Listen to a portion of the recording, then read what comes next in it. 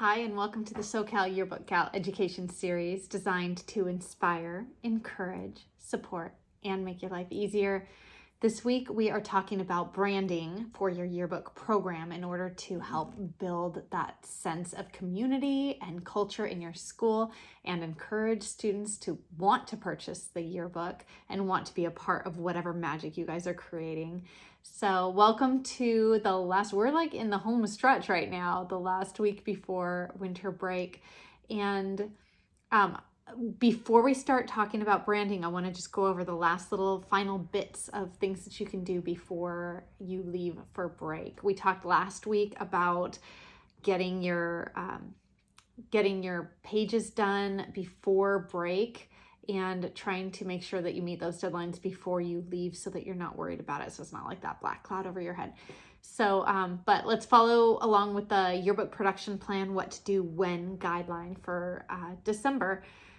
So under people and connections, and I'll kind of fly through this a little bit, but we're going to talk about using your yearbook theme to create staff t-shirts to market your yearbook. Let's talk about branding a little bit. Schedule your appointments with your rep. Make sure that you know where you're going, that you have a timeline, and that you're really on track. And then under organization and planning, distribute post-season fall sports surveys to coaches. Really, if you could work hand in hand with the coaches, that would be really beneficial. The coaches can help tell you what cool events are happening, some really cool things that have happened already, maybe some people to interview. They can tell you, they can give you the scoreboards, they can give you rosters, they can do all that kind of stuff. So make sure that you really get in touch with those coaches and make sure that if you're not the person in communication with the coaches, that you have one of your editors talking to coaches, something along those lines, so that you do have that open line of communication so that you can get all the information you need. Sports take up a lot of our yearbooks, and the coaches are the ones who really do run the show there. As far as editorial and photo goes, increase the coverage with fun features and anywhere spreads. You can do showstoppers. It doesn't have to be something that is actively occurring in the school as an event, but maybe there's something that is just like a student life kind of thing. Like, what are the students going through? What's something that's interesting to the kids right now? Because remember, in telling the story of the year, you're also telling the story of the kids who are at the school within those walls. So double check the spelling of names in your student list. You should be doing that at all stages, but definitely at the very end in your editing process. Make sure that you have a student list that's given to you probably by the front office, and make sure that every single name that is in bold, I love when the names are in bold on pages, it looks so good. But all the names that are in bold are also spelled correctly. Prepare portraits for submission if you haven't already done that. If you haven't flown those portraits, make sure that you do that. Collect and confirm winter sports scores. That's what we were talking about earlier with talking with your coaches. And then run the index before submitting at each deadline. Make sure that you know who is on what page and that you start running that index. Even if you're not going to have an index in your book, it's good to have an index so that you can see how many times you're featuring each student. Sometimes you'll find that if you run your index, you'll find that like Cindy Griffith is in there one time, but then you have, Sienna, and she's in there like 14 times. Why is she in there 14 times? Is it because she's in 14 different activities? In which case that's cool. Is it because she's super popular or she's dating somebody in your yearbook class? Maybe not so cool. So let's try to work in that area. Make sure that you're not covering very few people a lot of times. Make sure that you're covering a lot of people a lot of times, or at least once or twice per person. Under book and ad sales and promotion, you should, if you're going to do ad sales, your ad sale end date is probably coming up here pretty soon. Typically those are before the beginning of winter break. And so give your senior parents one last chance to purchase their ads. Make sure that they know how to purchase the ads, and then give them a final push. Tell them when the ad sales are over so that you don't have people like trickling in January and February saying, hey, I didn't know. Yeah, you knew. Like, we let you know 8 million times. We sent you emails. We sent notes home with your students. We've done all these things. So just make sure that you're covering your bases in that area too. And then under staff development, make checklists for everything to simplify your processes. Personally, I wouldn't be the person making those checklists. There are students who are all over that kind of thing. Have your students do it. Like, there are some kids who are really meticulous, some kids who color code everything. Have them do it. They love that. Have them create your checklists, and it will allow your program to move very, very smoothly. And then the last one is assess students frequently. Work habits should be a part of the assessment.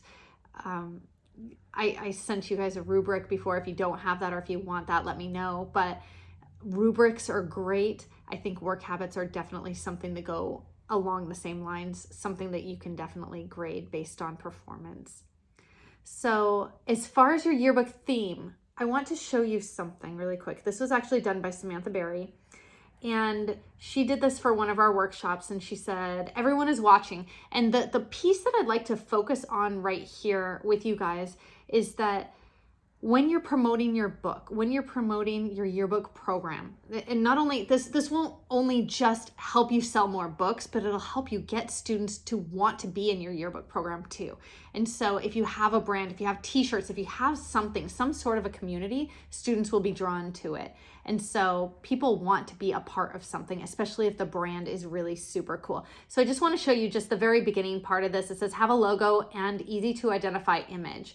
Says just like Nike or Gatorade, you know the product by the logo. Lots of people are producing media, but you want them to know you and your stuff. You can create your own, have a former student do it, or consider Fiverr.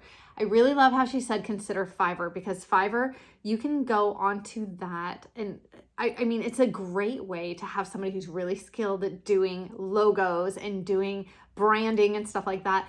It doesn't cost you a lot of money. Fiverr, it's meant for like $5, right? And I don't know that you can get a logo for $5, but it's not going to cost you a lot of money to create a really beautiful logo for your yearbook class. If your yearbook is Pantera, which is Latin for panther, and that was ours. But if it's Pantera, maybe you could have this really cool like panther on your, a really cool panther logo. That was the name of our yearbook. That wasn't our mascot. That wasn't like, it was part of our yearbook program. Our yearbook program had their own specific logo. And also you have a theme for your book. That theme can go on t-shirts, it can go on stickers, it can go on all these kind of things, water bottles, whatever it is, in order to help promote your program. And I know even like at the very end of the school year, we had like our field day, and my students wore their yearbook shirts, and it just alluded to the theme of the year. And so one of the shirts, and I just absolutely loved it because it so perfectly described our year. We were like just struggling with theme that year, but we had the theme, and it was bars, these really pretty bars on the shirt. So we put the theme on the shirt, and then I said, the text on it said, "Is this a thing?"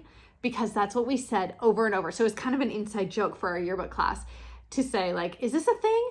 Because we would have bars sometimes, but then sometimes we'd have like pictures in tall columns, and sometimes we'd have, it would like, our theme evolved over the course of the year. And so constantly we're like, is this a thing? Because if this is a thing, then we need to use it on different pages. If we're going to be putting pictures in tall columns, we're going to need to do that on more than just one page, or like a showstopper or something like that. Like, if this is a thing, let's make it a thing. If it's not a thing, we got to get rid of it because it's not flowing with our theme. So anyway, it's a funny little inside joke that we had, but it's something that helps build family. It helps build community in your program, and then people will want to be a part of it too. So anyway, I hope that helps. Good luck. I'm so glad that you guys made it. You're right there. It's the last week. Enjoy your winter break. Enjoy all the holidays and festivities and time with family. And I'm super, super grateful for you. So thank you for allowing me to be a part of your journey. Take care.